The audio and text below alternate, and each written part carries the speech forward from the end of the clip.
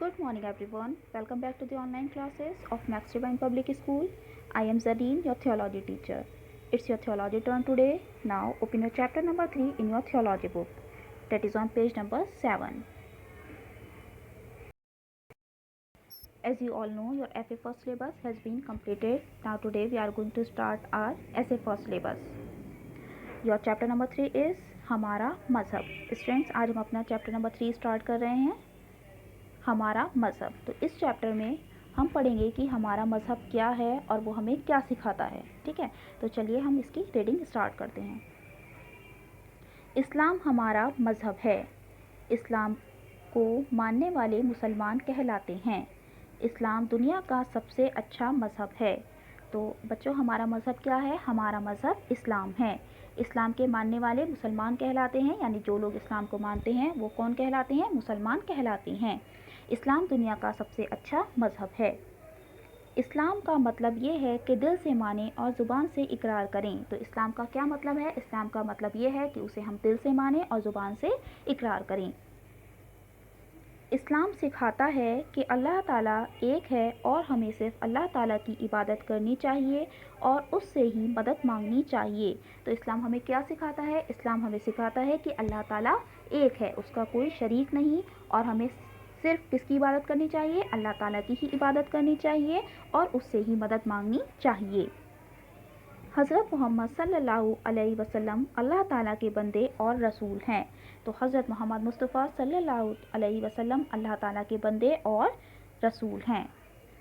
इस्लाम सिखाता है कि हम सब इंसान बराबर हैं. काले और गोरे में, अमीर और गरीब में कोई फ़र्क नहीं है.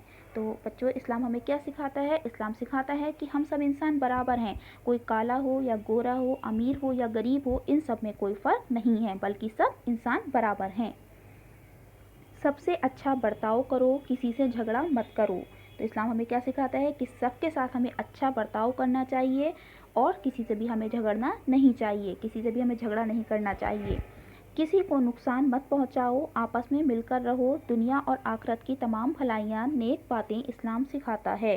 तो क्या है कि हमें किसी को भी नुकसान मत पहुंचाओ. इस्लाम हमें क्या सिखाता है कि किसी को भी नुकसान मत पहुंचाओ, आपस में सब एक साथ मिलजुल कर रहो. दुनिया और आखिरत की तमाम भलाइयाँ, जितनी भी हैं दुनिया की और आखिरत की जितनी भी भलाइयाँ हैं, नेक बातें हैं, वो सब हमें कौन सिखाता है? इस्लाम सिखाता है. इस्लाम की बुनियाद 5 चीज़ों पर है. अब देखिए, इस्लाम की बुनियाद कितनी चीज़ों पर है? 5 चीज़ों पर है.